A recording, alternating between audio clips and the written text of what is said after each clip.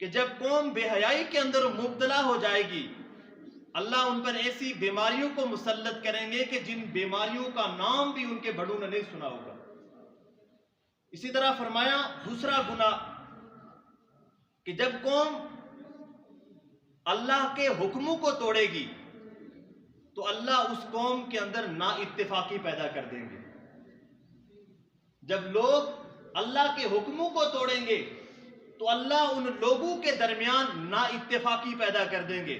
آج میں اور آپ دیکھیں، اپنے گھروں کا جائزہ لیں، اپنے معاشرے اپنی سوسائٹی کا جائزہ لیں، ہر ایک دوسرے سے ناراض نظر آتا ہے، بھائی بھائی سے ناراض ہے، معاشرہ دوسرے معاشرے کا مخالف ہے، ایک ملک دوسرے ملک کا مخالف ہے، اس سے ناراض ہے۔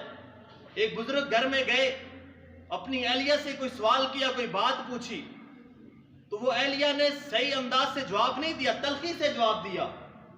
تو ان بزرگوں نے وضو کیا، مصلی بٹھایا، اللہ کے سامنے دعا مانگنے لگے۔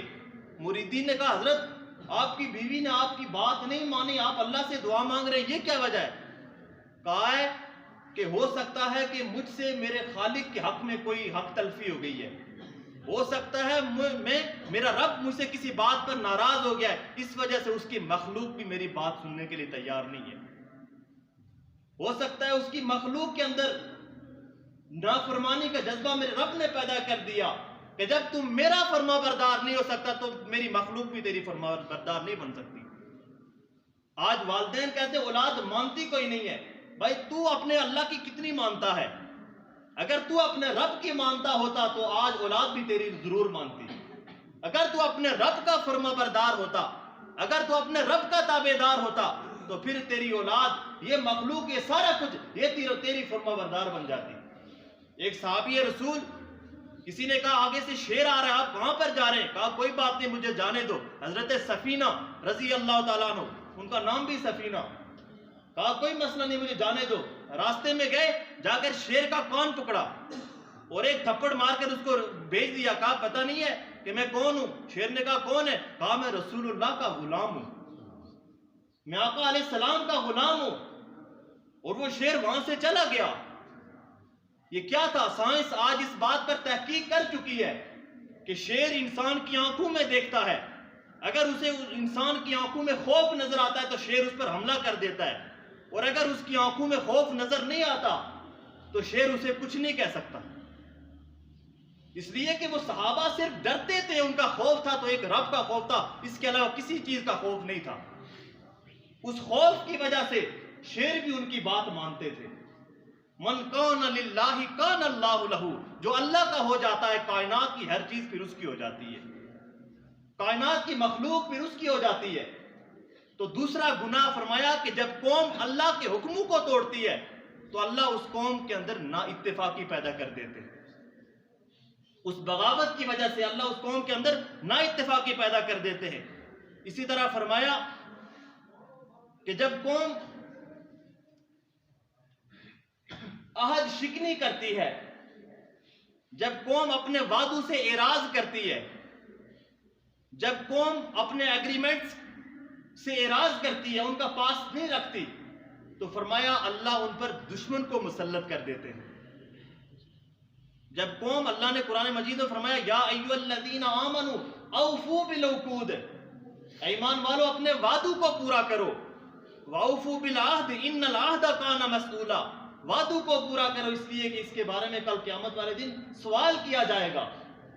تو فرمایا جب قوم عہدوں کی پاسداری نہیں کرتی، وعدوں کی پابندی نہیں کرتی، فرمایا اللہ اس قوم کے اوپر دشمن مسلط کر دیتے ہیں، دشمن مسلط کر دیتے ہیں۔ آج دیکھیں کہ جو کافر، جو ہندو مسلمان کے نام سے بھی کپ کپاتا تھا، آج وہ دمدماتا ہوا پھرتا ہے، آج اس کے دل میں کوئی خوف نہیں ہے، کوئی دبدبا نہیں ہے۔ آج اقوام متحدہ کوئی فیصلہ کر کے صرف کہہ دیتی ہے بھائی تم نے اس آرڈر کو فالو کرنا ہے، پھر مجال ہے کوئی کی بات کر سکے، اگر بات کریں گے تو حشر نشر کر دیں گے۔ یہ ان کا خوف بس چکا ہے۔ اور جب ہمارا ملک بنا تھا، ملک پاکستان، ہم نے عہد کیا تھا کہ پاکستان کا مطلب کیا؟ لا الہ الا اللہ۔ اس نظام کے اوپر، اس کلمے کی بنیاد پر پاکستان بنا تھا۔ پھر جب بنا تو کیا یہ اس نظام پر چل رہا ہے؟ یہ رشوت، یہ کرپشن، یہ قانون، انگریز کا قانون، انگریز کی تعلیم، یہ حرام خوری، کیا یہ لا الہ الا اللہ نہیں ہے؟ ہم نے اپنے وعدوں کی پاسداری نہیں کی۔ عالم ارواح میں ہم نے کہا تھا الستو بربکم، اللہ نے پوچھا تھا کیا میں تمہارا رب نہیں ہوں؟ تو سب نے کہا تھا قالوا بلا، کیوں نہیں میرے اللہ، آپ ہی ہمارے رب ہیں۔ تو کیا دنیا میں آ کر ہم نے رب کو اپنا رب مانا ہے؟ نہیں، ہم نے روس کو اپنا رب مانا، ہم نے امریکہ کو اپنا رب مانا، ہم نے IMF کو اپنا رب مانا۔ اگر ہم اس کا رب مانتے تو پھر ہم اپنے مسئلوں کو اللہ کے سامنے بیان کرتے، ہم ان کے پاس نہ جاتے، ان سے بھیک نہ مانگتے۔ ہمارے مسئلوں کا حل نماز کے اندر ہے۔ آج ہم کتنی نماز پڑھتے ہیں؟ ہمارے مسئلوں کا حل اللہ کے گھر کے اندر ہے۔ آج ہم اللہ کے گھر کے اندر کتنا آتے ہیں؟ ہمارا اللہ کے گھر کے ساتھ کتنا تعلق ہے؟ ہر شخص یہ سمجھ سکتا ہے۔ تو فرمایا کہ جب قوم اپنے عہدوں کی پاسداری نہیں کرتی، اللہ اس قوم کے اوپر دشمن کو مسلط کر دیتے ہیں۔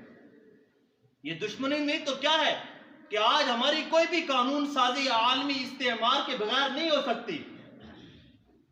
ہم نہیں اپنے پابند، اپنے قانون بنانے کے پابند، اوپر سے جو آرڈر ہوگا ہمیں وہ فالو کرنا پڑے گا۔ یہ تسلط نہیں تو اور کیا ہے؟